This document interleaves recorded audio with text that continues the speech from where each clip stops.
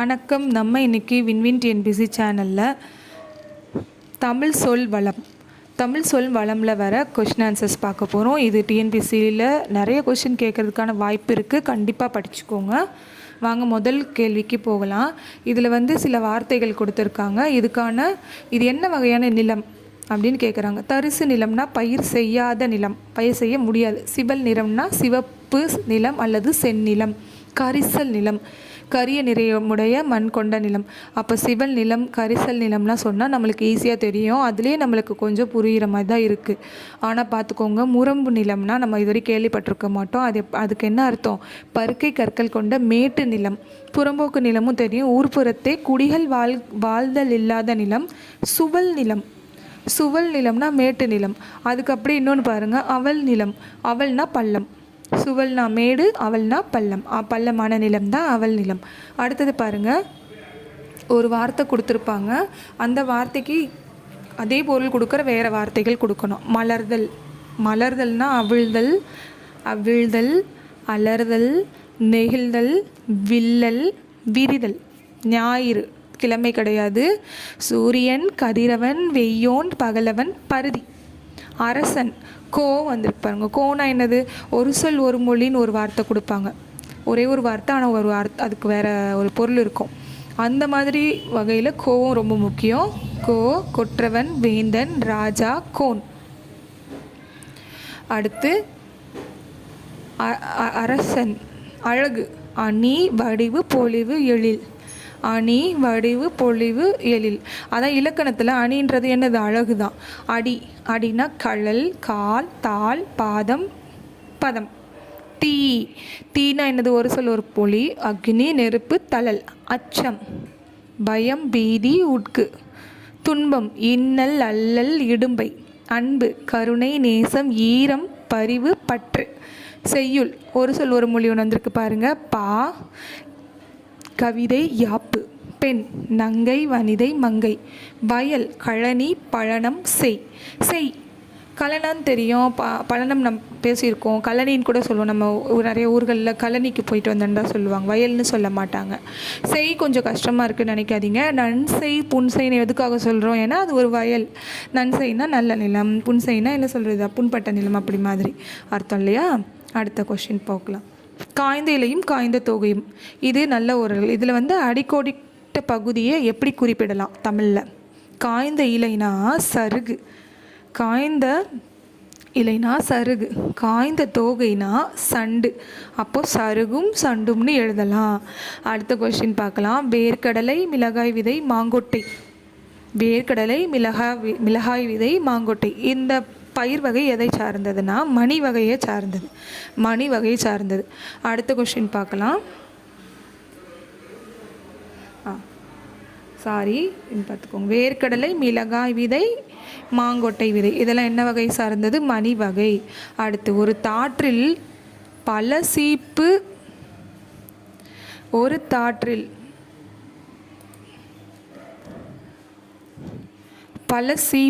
வாழைப்பழங்கள் உள்ளன. ஒரு சீப்பில் பல தாறு வாழைப்பழங்கள் உள்ளன. ஒரு சீப்பில் பல வாழைப்பழங்கள் உள்ளன. இதெல்லாம் கொடுத்துட்டாங்க. இதில் உள்ள பிழைகளை திருத்துங்க அப்படின்னு கேட்குறாங்க. பிழையான தொடர் இதில் எதுனது? ஒரு தாற்றில் பல சீப்பு வாழைப்பழங்கள் உள்ளன, அது சரியானது தான். ஒரு தாற்றில் பல சீப்பு வாழைகள் இருக்கும். ஒரு சீப்பில் பல வாழைப்பழங்கள் உள்ளன, அதுவும் சரியான தொடர் தான். அப்போ இதில் எது தப்பான தொடர்? ஒரு சீப்பில் பல தாறு வாழைப்பழங்கள் உள்ளன. ஏன்னா தாறுனா என்னது? வாழைக்குலை. சீப்புனா வாழை தாற்றின் பகுதி. அப்போ தாற்றில் தான் சீப்பு இருக்கும், சீப்பில் தாறு இருக்காது. ஸோ ரெண்டாவது ஸ்டேட்மெண்ட் தான் தப்பு. அடுத்த கொஸ்டின் போகலாம். புளியங்கன்று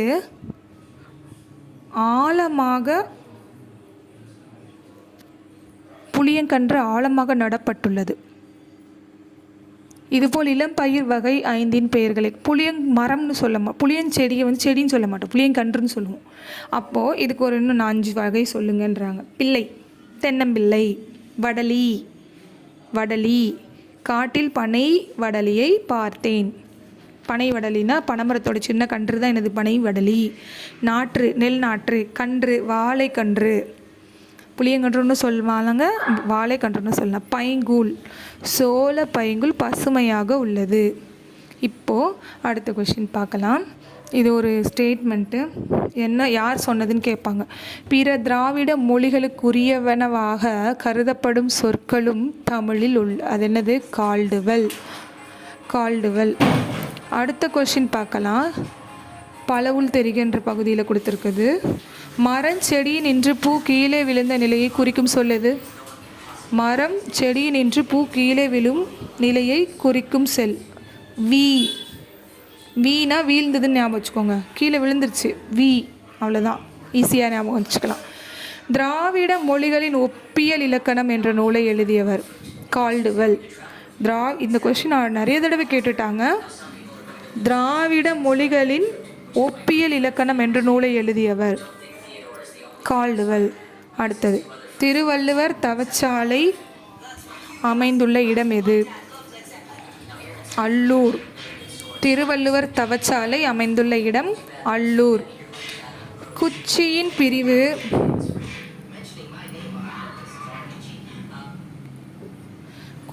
பிரிவு எச்சொல்லால் அழைக்கப்படுகிறது.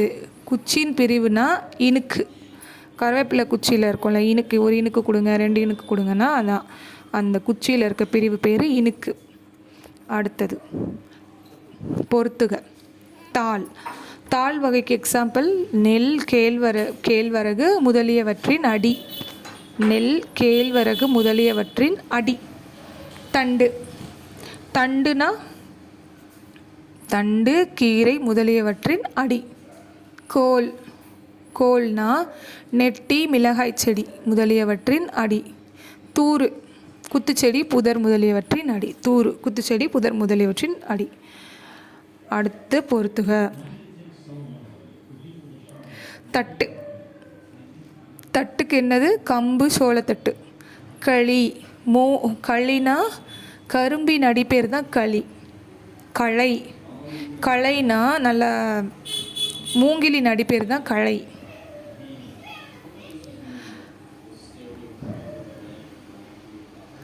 அடுத்து 4வது கேள்வி. இதில் ஒன்று மிஸ் ஆகிருக்கு, ஒரு நிமிஷம் இருங்க, பார்த்துட்டு சொல்கிறேன்.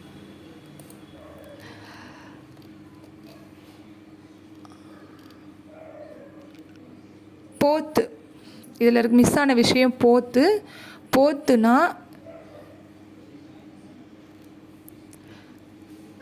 இல்லை, இதில் நான் புக்கை பார்த்துட்டு சொல்கிறேங்க, அடுத்த வீடியோவில் பார்க்கலாம். நெக்ஸ்ட்டு அடுத்த பொறுத்துக. சுவை. அடி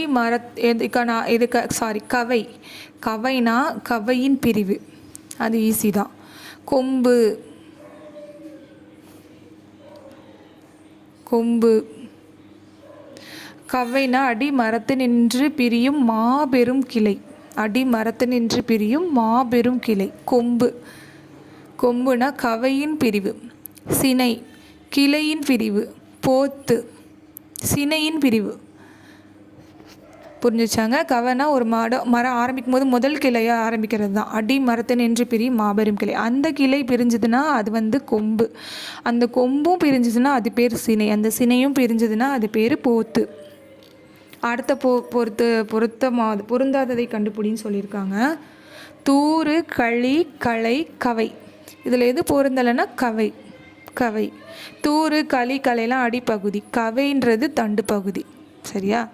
அடுத்தது பொருந்தாவற்றை கண்டுபிடிக்க. தாள், தண்டு, கிளை, கோல். தாள், தண்டு, கிளை, கோல். தாள், தண்டு, கோல்லாம் அந்த இலை அமைப்பு, அதெல்லாம் செடியோட பாகங்கள். கிளைன்றது வேறு. அப்போ கிளை தான் பொருந்தாதது. அடுத்த பொருந்தாதவற்றை இப்போ கண்டுபிடிங்க. அடுத்தது என்னது? தட்டு, கொம்பு, கவை, தட்டு, கொம்பு, சினை. தட்டு. சட்டுன்னு என்னது? சோளத்தட்டு, அந்த மாதிரி. சரியா? அந்த இலையோட அந்த இது இருக்கிற பேர் தான் தட்டு. இதுதான் பொருந்தலை. அடுத்தது பொருந்தாததை கண்டுபிடிங்க அப்படின்னு கேட்குறாங்க. கவைனா என்னது? குச்சியின் பிரிவு. இது தப்பு. ஏன்னா கவைனா என்னது? மாபெரும் அடித்தண்டோட முதல் கிளை தான் கவை. கொம்பு கவையின் பிரிவு, போத்து சினையின் பிரிவு, குச்சி போத்தின் பிரிவு. இதெல்லாம் ஈஸியாக சொல்லிடுவீங்க. சரியா? கவை தான் தவறான விடை. வேறுபட்ட குழுவினை கண்டுபிடிங்க. தாள், தண்டு, கோல், தூறு. கவை, கொம்பு, கிளை, சினை. சுள்ளி, விறகு, வெங்கலி, கட்டை. களி, குச்சி, இனுக்கு, கலை. எது தப்பு? களி தான். களி, இனுக்கு, கலைலாம் வந்து ஒரு அந்த குச்சியில் இருக்கிற பாகங்கள். ஆனால் குச்சி வந்து தனியான ஒரு வார்த்தை, அதுதான் தப்பு. அடுத்த பொறுத்துக. இலை. இலை, இலைக்கு எக்ஸாம்பிள் சொல்லுங்கள். புளிய இலை, வேப்ப இலை, அப்படி தானே சொல்லுவோம். அப்போ ஆன்சர் புளி, வேம்பு. தாள், தாள்னா சோளம். சரி, நெல் புல்லுலாம் சேர்ந்தது தாளம், தாள். தோகைனா சோளம், கம்பு, இதுக்கெல்லாம் தோகை இருக்கும். ஓலைனா தென்னை ஓலை, பனை ஓலை.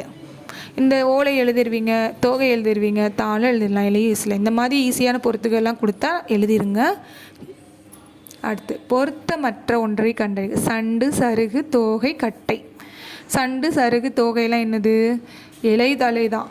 கட்டைன்றது விறகு சமமானது. ஸோ கட்டை தான் பொருத்தமற்ற வார்த்தை. அடுத்தது பொருந்தாத இணை கண்டறிகளை. அடுத்த கொஸ்டின் பாருங்கள். சண்டு. சண்டுனா என்னது? காய்ந்த தாளும் தோகையும். சருகு, காய்ந்த இலை. தாள்னா புளி, வேம்பு. சரி. அப்போ தோகைனா சோளம், கம்பு. இதில் அப்போ எது தப்பாக இருக்குது?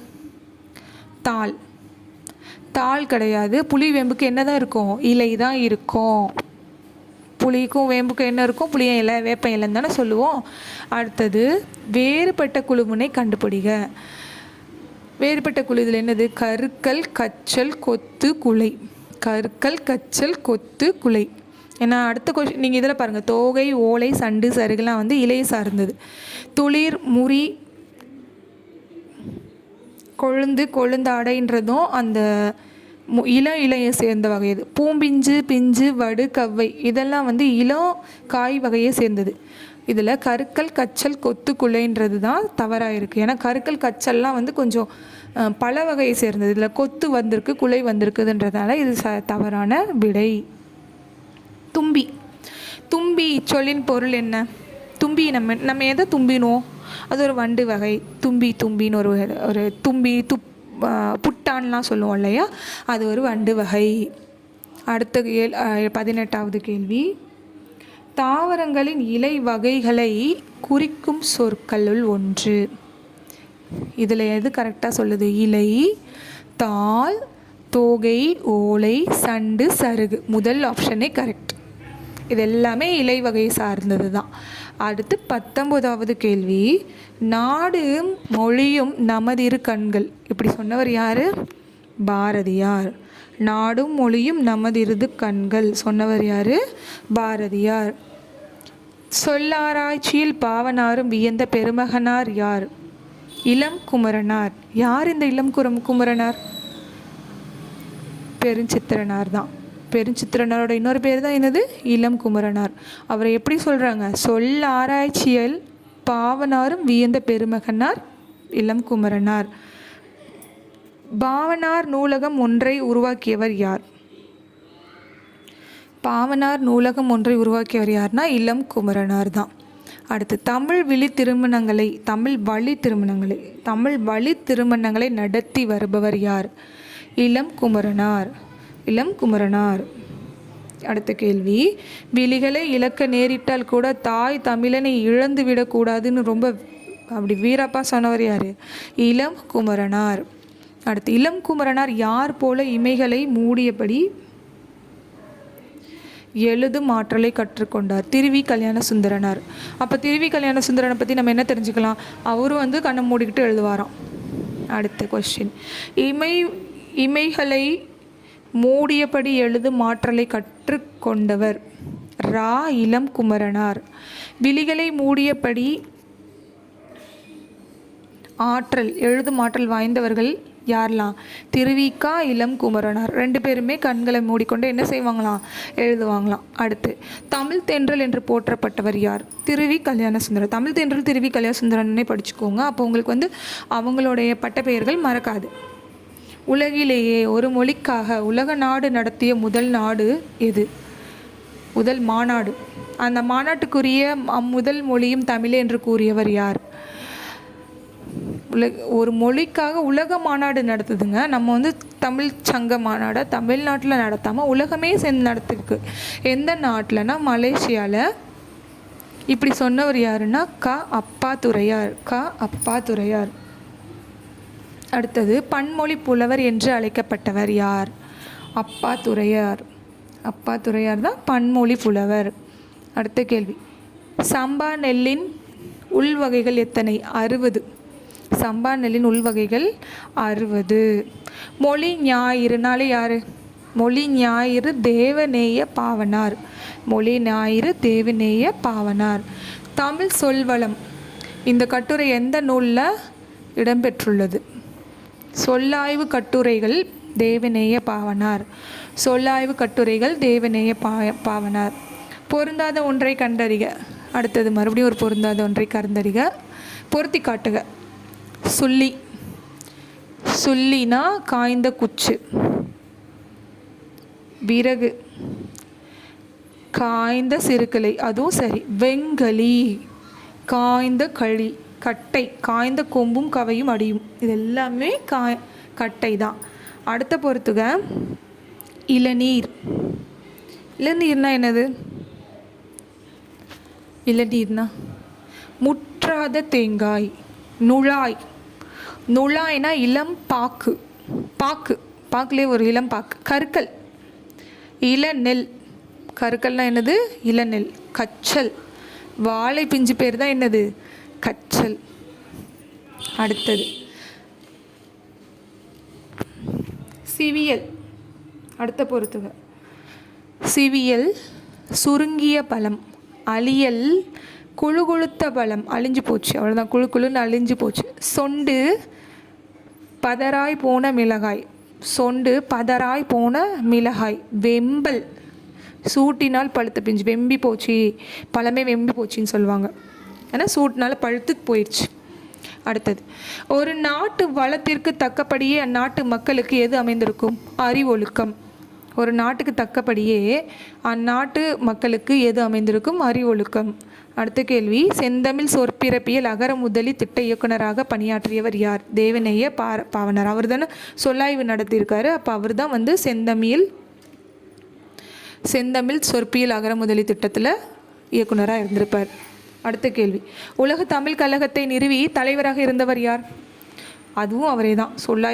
ஆய்வு நடத்தின தேவநேய பாவனார் தான் உலக தமிழ் கழகத்தை நிறுவி அதுக்கு தலைவராகவும் இருந்திருக்கிறார். போர்ச்சுகீசு நாட்டின் தலைநகரம் எது? லிஸ்பன். இந்திய மொழிகளிலேயே மேலை நாட்டு எழுத்துருவில் முதலில் அச்சேரிய மொழி எது? தமிழ் மொழி தான். அந்த பெருமை நம்ம தமிழுக்கு தான் இருக்குது. காடிலா என்னும் போர்ச்சுகீசிய நூல் தமிழில் மொழிபெயர்க்கப்பட்டதை குறிப்பிடுவது எது? காடிலா. 6ஆம் உலக தமிழ் மாநாட்டு மலர். அடுத்து, கொழுந்தாடை என்பது எது? கொழுந்தாடை என்னதுன்னா கரும்பின் நுணுப்பகுதி தான் கொழுந்தாடை. மற்ற செடியில் நம்ம கொழுந்துனே சொல்லுவோம், ஆனால் கரும்பின் நுணுப்பகுதி என்னன்னு சொல்கிறாங்க? கொழுந்தாடை. அடுத்த கேள்வி, தாவரத்தின் அடிப்பகுதி குறிப்பதற்கான சொற்கள் யாவை? தாள், தண்டு, கோல், தூறு, தட்டு, கழி, கலை, அடி.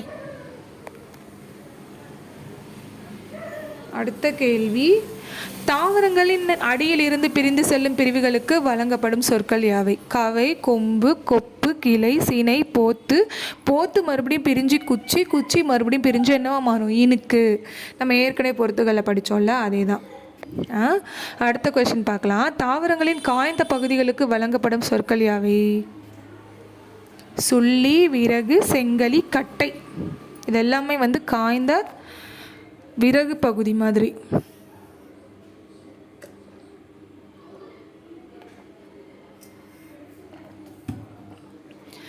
அடுத்த கேள்வி பாருங்க. தாவரங்களின் இலை வகைகளை குறிக்கும் சொற்கள் யாவை? அதாவது காஞ்ச இலை வகைகள். சரியா?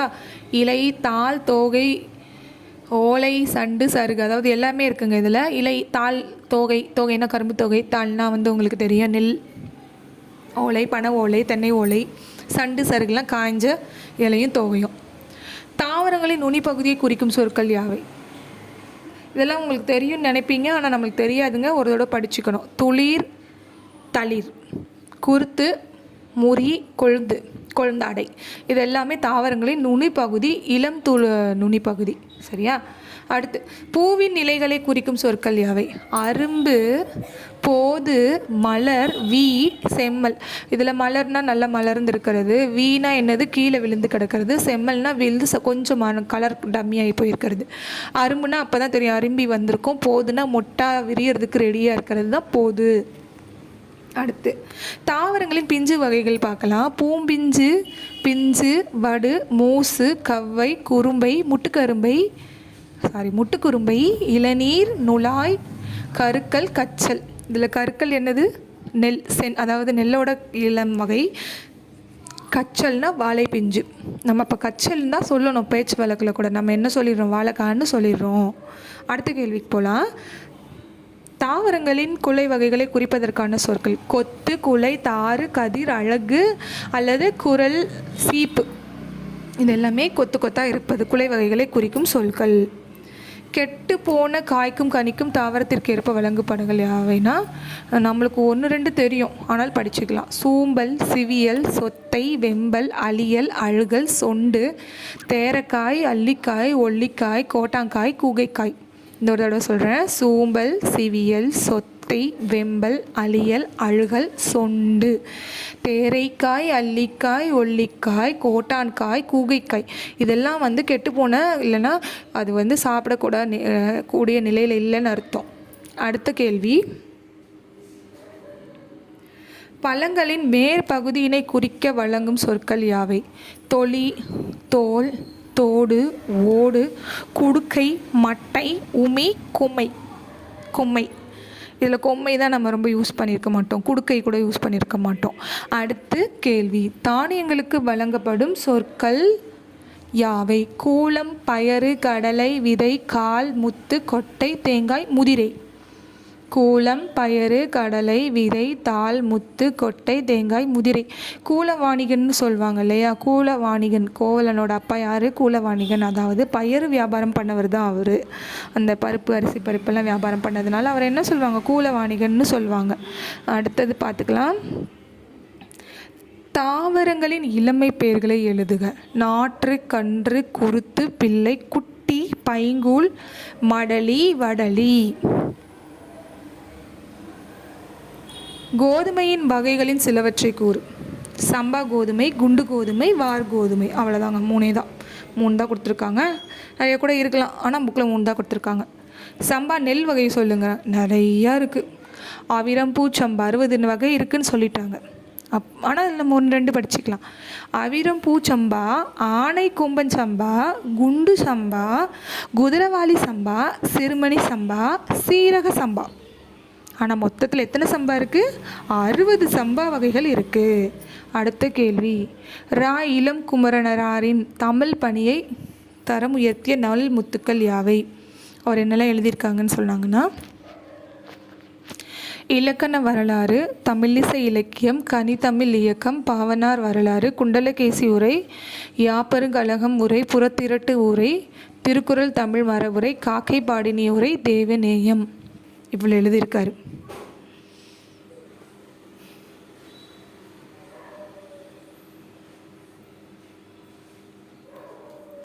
உலக தமிழ் மாநாடு பற்றி அப்பாத்துரையர் என்ன சொல்கிறாருன்னா, உலகத்திலேயே ஒரு மொழிக்காக உலக மாநாடு நடத்திய முதல் நாடு மலேசியா. அம்மாநாட்டுக்குரிய முதல் மொழியும் என்னது? நம்மளுடைய தமிழ். இப்படி இந்த ஸ்டேட்மெண்ட்டை கொடுத்து யார் சொன்னாங்கன்னு சொன்னால் அப்பாத்துரையார் அப்படின்னு எழுதலாம். ஏன்னா மோஸ்ட்லி ஸ்டேட்மெண்ட் ரொம்ப பெருசாக இருக்கிறதுனால ஆப்ஷனில் கொடுக்க மாட்டாங்க. ஸ்டேட்மெண்ட்டை கொடுத்துட்டு அதை சொன்னது யாருன்னு கேட்கும்போது அப்பாத்துரையார். தேவநேய பாவனார் பற்றி நீவிர அறிவனை யாவன்னு கேட்டிருக்காங்க. அதை தெரிஞ்சுக்கலாம், ஏன்னா அதுலேருந்து கொஷின் கேட்பாங்க. பெயர் தேவநேய பாவனார். அவருடைய சிறப்பு பெயர் பாவலர் மொழி ஞாயிறு தேவநேய பாவனார். படைப்புகள், இலக்கண கட்டுரைகள், மொழி ஆராய்ச்சி கட்டுரைகள், சொல்லாய்வு கட்டுரைகள். பணி, செந்தமிழ் சொற்பிறப்பில் அகர முதலி திட்ட இயக்குனராக இருந்திருக்கிறாரு.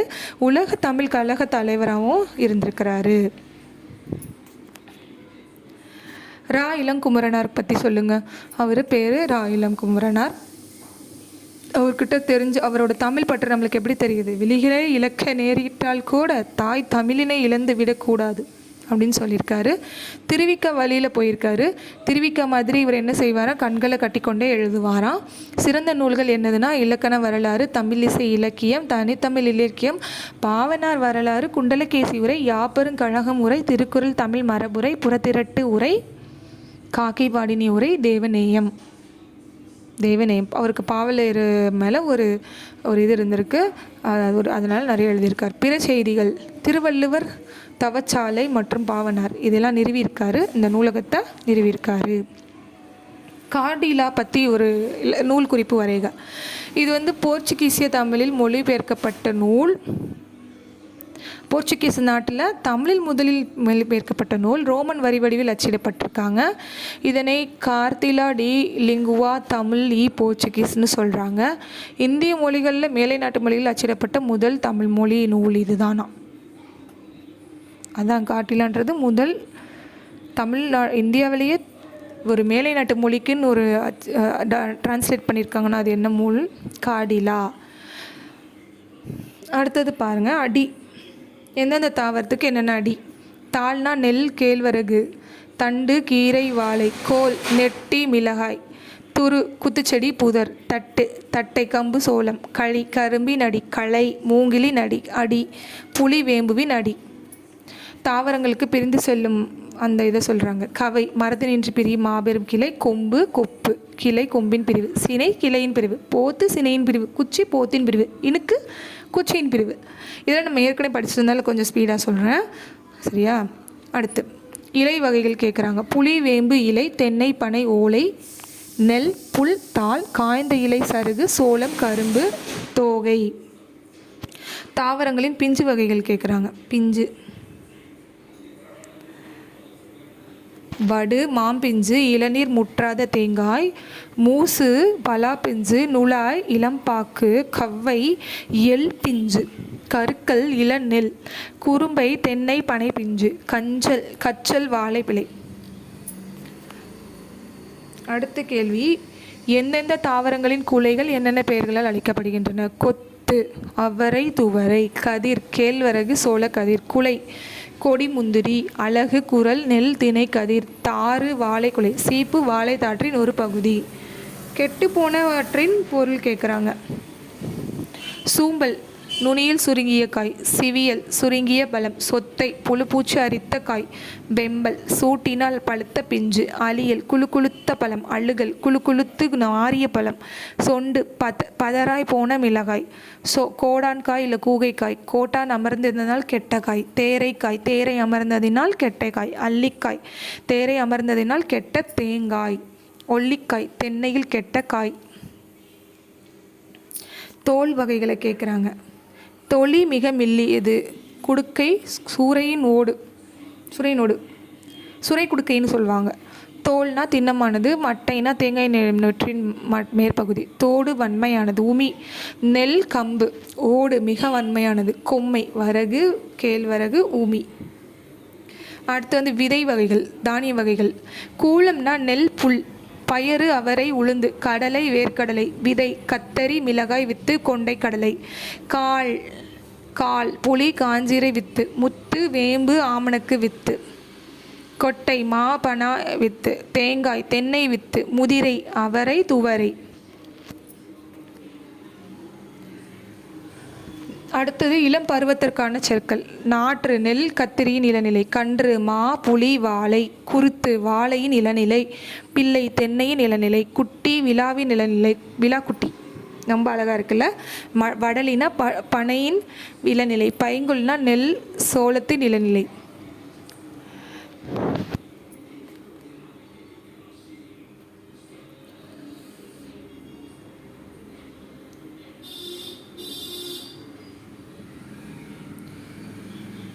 அவ்வளோதாங்க, இந்த வீடியோ முடிஞ்சிருச்சு. எப்போவுமே நம்பிக்கையோடு படிங்க, நம்மளுக்கு போஸ்டிங் கிடைக்கும். நம்பிக்கையோடு படிங்க. கண்டிப்பாக உங்கள் எல்லாருக்காகவும் நானும் என்ன செய்வேன், உங்களுக்கு வீடியோ போடுறேன். அதனால் என்னோடய வீடியோ சப்ஸ்கிரைப் பண்ணுங்கள், ஷேர் பண்ணுங்கள், லைக் பண்ணுங்கள். நன்றி.